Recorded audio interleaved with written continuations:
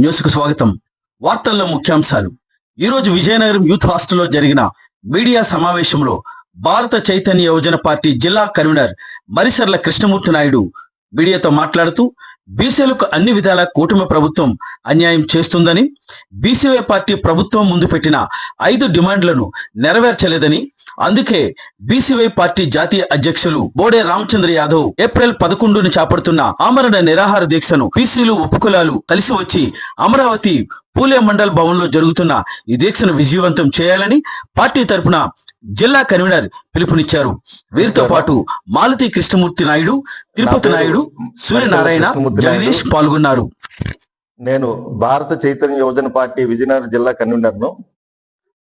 ఈరోజు మా ప్రతినిధులతో కలిసి ఏదైతే భారత యువజన చైతన్య పార్టీ జాతీయ అధ్యక్షులు ఈ నెల 11న బీసీల హక్కుల కోసం ఆమరణ నిరాహార దీక్షకి కూర్చోవడానికి ఆయన ఆల్రెడీ ప్రకటించడం జరిగింది.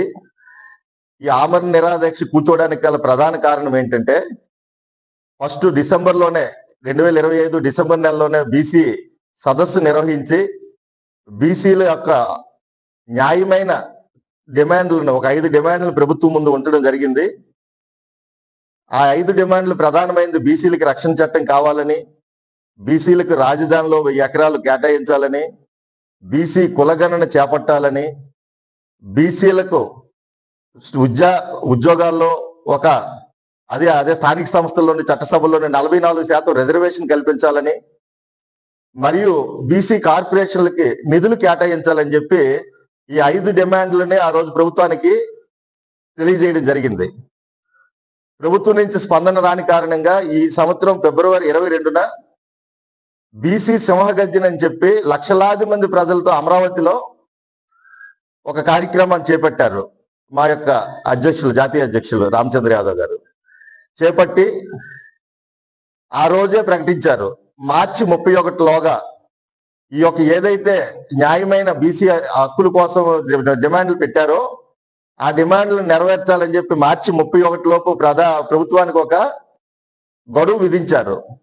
ఒకవేళ మార్చి 31 లేక ప్రభుత్వం ఏమైనా స్పందించిన పక్షంలో నేను ఆ రోజే చెప్పారు, మా ఏప్రిల్ ఏదైతే పూలే జయంతి ఉందో ఏప్రిల్ 11 ఆ రోజు నేను ఆమరణ నిరాహార దీక్ష కూర్చుని ఏదో ఒట్టి మాటల్లా కాకుండా ఖచ్చితంగా బీసీలకి న్యాయం జరిగే వరకు నేను ఆ యొక్క అంశాలను పట్టుకొని ప్రభుత్వం దృష్టికి తీసుకెళ్ళడం జరుగుతుందని చెప్పి ఆ రోజు పిలుపునివ్వడం జరిగింది. ఏదైతే మార్చి 31 లోపు గడువు పెట్టారో ఆ మార్చి 31 లోపు ప్రభుత్వం నుంచి ఎటువంటి స్పందన కానీ ఎటువంటి చర్చలు కానీ చేయలేదు. కనీసం సానుకూలమైన నిర్ణయాలు ఒక్కటంటే ఒకటి కూడా తీసుకోలేదు. ఆ సందర్భంలో గత్యంతరం లేక శాంతియుతంగా పూలే మండల్ భవన్లో అమరావతిలో ఈరోజు ఈ నెల 11న పూలే జయంతి రోజే బీసీల హక్కుల కోసం, న్యాయమైన హక్కుల కోసం ఒక నిరాహార దీక్ష, ఆమరణ నిరాహార దీక్ష ప్రాణత్యాగానికి సిద్ధపడుతూ ఒక కార్యక్రమాన్ని తీసుకోవడం జరిగింది. దానికి మన విజయనగరం జిల్లా నుంచి బీసీల కోసం గత ఎన్నో దశాబ్దాలుగా ఉద్యమిస్తున్న వాళ్ళు అవ్వచ్చు, బీసీలు కూడా మనలాంటి మనుషులే, వాళ్ళు కూడా ఎదగాలని భావించే వాళ్ళు, బీసీల జీవితాల్లో వెలుగులు నింపాలనే ఒక భావజాలం ఉన్న వ్యక్తులు, మేధావులు, సంఘాలు, ప్రజా సంఘాలు, అనుకూలమైన బీసీలకు మద్దతు తెలపాలనుకునే రాజకీయ పక్షాలు అన్ని కూడా ఈ యొక్క నిరాహార దీక్షకు, ఆమరణ నిరాహార దీక్షకు మద్దతు ఇవ్వాలని చెప్పి ఈ సందర్భంగా నేను కోరడం జరుగుతుంది. మనం అది చూడనట్టు వాళ్ళు చైతన్యం లేని కారణంగా కదా ఈరోజు 80 సంవత్సరాలు అవుతున్నా మనకి స్వతంత్రం వచ్చి ఇప్పటికీ కూడా రాజ్యాధికారం కొందని కులాలు ఉన్నాయి, రిజర్వేషన్లు అందరి కులాలు ఉన్నాయి, గౌరవం లేని కులాలు ఉన్నాయి సమాజంలో. వాళ్ళని అలాగే విడిచిపెట్టియాలా? అలాంటి సమస్యల కోసం ఒక వ్యక్తి ముందుకు వచ్చినప్పుడు దాని మీద మనం ఒక పరిశీలన చేయాల్సిన బాధ్యత మనకు లేదా? ప్రభుత్వాలు కేవలం ఓట్ బ్యాంక్ రాజకీయాలు చూడాలా? మౌలికమైన మార్పుల కోసం వాళ్ళు ఆలోచించాల్సిన అవసరం లేదా అనేది నేను ఈ సందర్భంగా ప్రభుత్వానికి కూడా ఒక డిమాండ్ చేస్తున్నాను. ఈరోజు బీసీలు జనాభాలో సగం ఉన్నారు, సగానికి పైగా ఉన్నారు. వాళ్ళకి ఇప్పటికీ కూడా రాజ్యాధికారం పొందని కులాలు ఉన్నాయి, అవమానాలకు గురవుతున్న కులాలు ఉన్నాయి.